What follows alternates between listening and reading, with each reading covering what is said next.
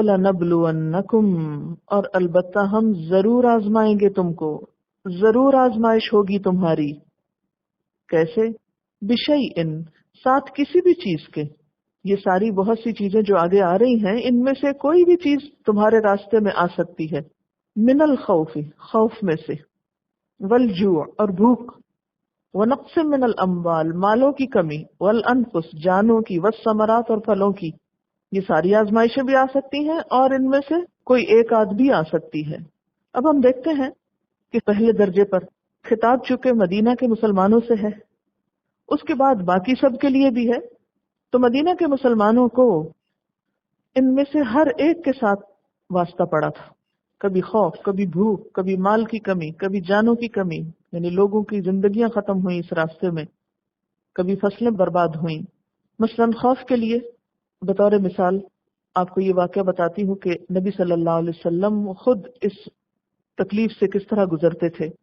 بخاری کی روایت ہے، ایک دفعہ نبی صلی اللہ علیہ وسلم نے فرمایا، کاش آج رات کوئی میرا پہرا دے تاکہ میں سو سکوں. یہ سن کر حضرت سعد بن ابی وقاص مسلح ہو کر آ گئے اور کہا، یا رسول اللہ صلی اللہ علیہ وسلم، میں پہرا دیتا ہوں، آپ سو جائیں. چنانچہ آپ نے اس طرح آرام پایا. خصوصاً جنگ احزاب سے پہلے جب ہر طرف سے دشمنوں کے آنے کی خبریں ملتی تھیں تو یہ وقت مسلمانوں کے لیے بہت خوف کا وقت تھا. خوف سے بہت آزمائش ہوئی ان کی. ہر وقت مدینہ کی ریاست خوف کا شکار رہتی اور اتنا زیادہ خوف ہوتا تھا کہ مسلمان سو نہیں سکتے تھے کہ معلوم نہیں کس وقت کون دشمن کہاں سے آ کے حملہ آور ہو جائے.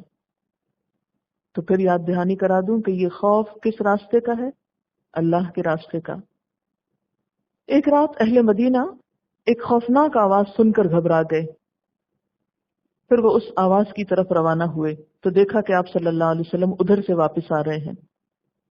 آپ ان سے پہلے ہی اس آواز کی جانب روانہ ہو گئے تھے اور خبر معلوم کر کے آ رہے تھے. آپ نے لوگوں سے کہا، ڈرو نہیں، ڈرو نہیں. تو اس سے اندازہ ہو سکتا ہے کہ ہر وقت کوئی نہ کوئی ایسی خوف دلانے والی چیز آس پاس ماحول میں موجود ہوتی تھی. پھر اس کے بعد والجوع، اور بھوک سے آزمائش ہوگی، اور یہ بھوک بھی فی سبیل اللہ.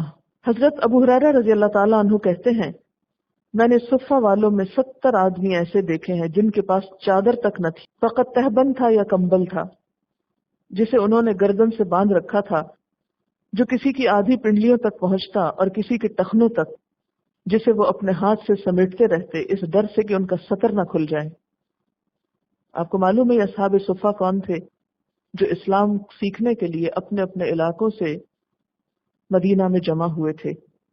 انہوں نے اپنے گھر بار چھوڑے، اپنے کاروبار چھوڑے تاکہ دین سیکھیں جا کر، اور دین سیکھ کر واپس جا کر لوگوں کو سکھائیں، اسلام کو زندہ کریں، بہترین امت ہونے کا رول ادا کریں. اب آپ دیکھیے کہ ہم ان آزمائشوں کو دیکھیں اور اپنے حال کو دیکھیں اور اپنی ناشکریوں کو دیکھیں کہ ہم میں سے کوئی چھوٹی سی بھی قربانی کر بیٹھتا ہے اللہ کے راستے میں تو بہت احسان جتانا شروع کر دیتا ہے اور بار بار اس کا تذکرہ کرے گا، بار بار اس کا اظہار کرے گا کہ اللہ کے راستے میں نکلنے کی وجہ سے یہ مشکل آئی ہے.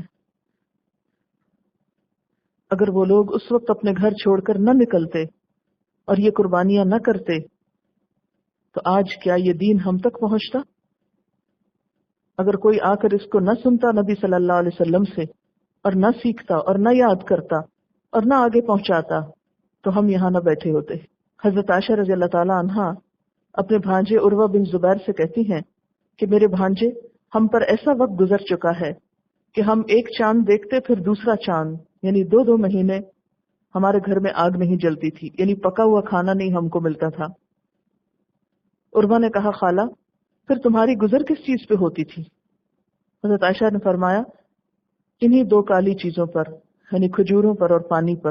ہاں یہ ضرور تھا کہ ہمارے ہمسائے میں چند انصاری لوگ تھے جن کے پاس بکریاں ہوتی، وہ ان کا دودھ دو کر نبی صلی اللہ علیہ وسلم کے لیے تحفے کے طور پر بھیج دیا کرتے تھے، جس سے وہ ہمیں بھی پلاتے تھے. تو یہ ہیں وہ لوگ جنہوں نے بھوک اٹھا کر دین کی خدمت کی. وَنَقْصٍ مِّنَ الْأَمْوَالِ، اور مال کی کمی.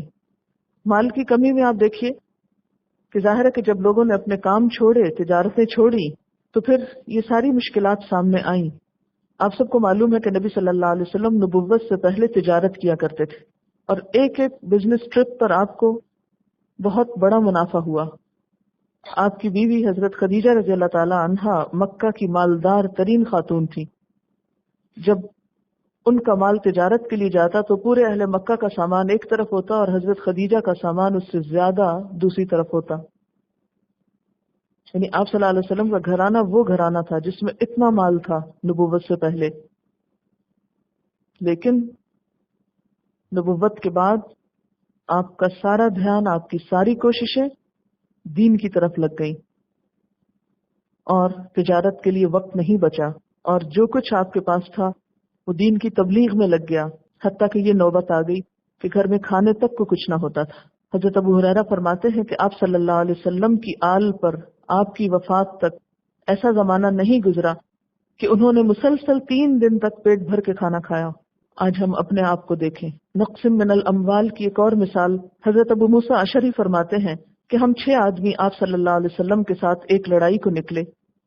سواری کے لیے ہم سب کے پاس ایک ہی اونٹ تھا، باری باری اس پہ سوار ہوتے، چلتے چلتے ہمارے پاؤں پھٹ گئے، اور میرے تو پاؤں پھٹ کر ناخن بھی گر پڑے۔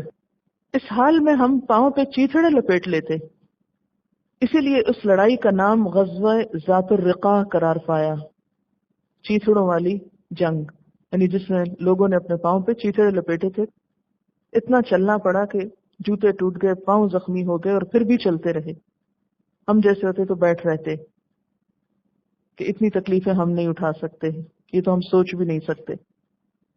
اور پھر والثمرات، اور پھلوں میں سے، پھلوں کا بھی آپ دیکھیں کہ ظاہر ہے کہ جب جنگ تبوک ہوئی تو لوگوں کے کھیت پکے تیار تھے، اور وہ سارے کے سارے نکل کھڑے ہوئے رومیوں سے جنگ کرنے کے لیے۔ تو پکے ہوئے کھیت کو چھوڑ دینا کیا ہے؟ اس کو برباد کرنا۔ عین اس وقت جب کہ کٹائی ہو رہی ہو فصل کی اور مال آنے والا ہو، اس وقت انسان نکل کھڑا ہو کسی اور کام کو، تو آپ سوچیں کہ پھر دنیا کے تقاضے کیسے پورے ہوں گے۔ تو والثمرات، اور پھل۔ پھر اسی طرح بسا اوقات جنگوں کے موقع پر محض کھجور ہوتی تھی جو لوگوں کے پاس ہوتی، تو ایک صحابی کہتے ہیں کہ اس طرح ہمارے پاس کھجوریں تھی جس کے ساتھ ہم نے جہاد کیا، تو دوسرے کہنے لگے کہ صرف کھجوریں، تو کہنے لگے کہ ہاں ایک دن ایسا بھی آیا کہ وہ بھی کم ہو گئی، تو پھر ہمیں ان کی بھی قدر آئی کہ یہ بھی کتنی قیمتی چیز ہے۔ تو بہرحال اب اللہ تعالیٰ ہر ایک کے اوپر آزمائش اتنی ڈالتے ہیں جتنی وہ اٹھا سکتا ہو، کیونکہ ان لوگوں کے درجے بڑے تھے، اس لیے سب سے زیادہ ان پر آزمائشیں آئیں۔ کہتے ہیں نا کہ جو اللہ کے جتنا قریب ہوتا ہے اتنا زیادہ آزمایا جاتا ہے۔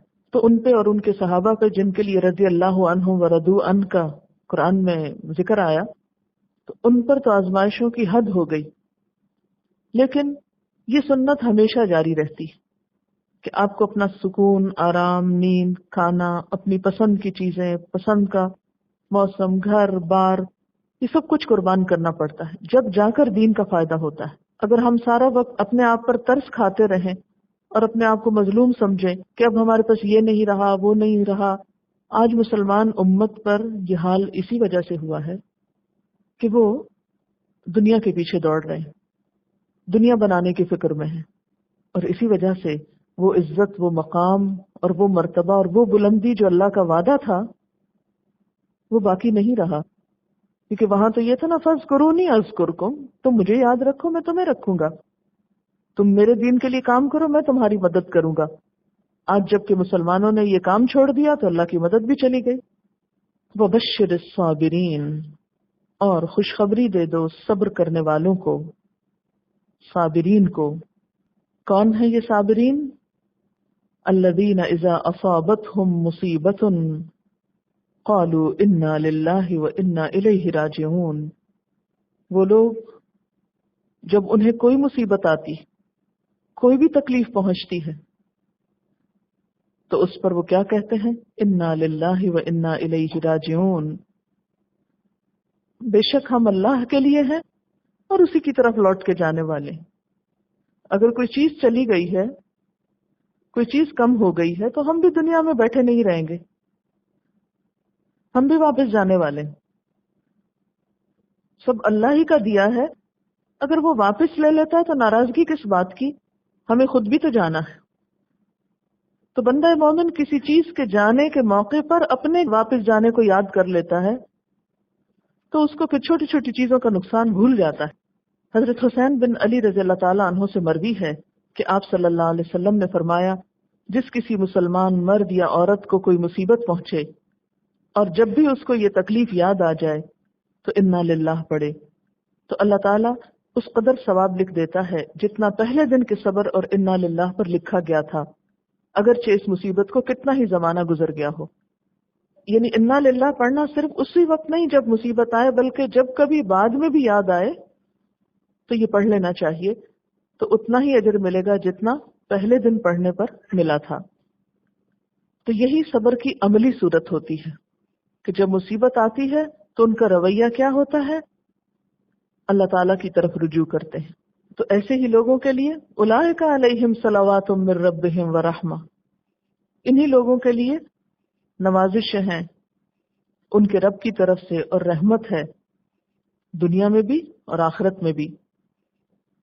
اس کے بارے میں امام زین العابدین فرماتے ہیں کہ جب اللہ تعالیٰ سب کو میدان حشر میں جمع کرے گا تو ایک منادی آواز دے گا کہ صبر کرنے والے کدھر ہیں، حساب سے پہلے ہی یہ جنت میں جائیں گے۔ یہ سنتے ہی ایک گروہ اٹھ کھڑا ہوگا، فرشتے ان سے پوچھیں گے کدھر چلے، یہ کہیں گے جنت کی طرف۔ فرشتے کہیں گے ابھی تو حساب ہی نہیں ہوا، وہ کہیں گے جی ہاں ہم صابرین میں سے ہیں۔ فرشتے کہیں گے تمہارا صبر کیا تھا، یہ جواب دیں گے ہم مرتے دم تک اللہ کی اطاعت پر اور اس کی معصیت سے رکنے پر صبر کرتے رہے، یعنی گناہوں سے رکنے پہ صبر کرتے رہے۔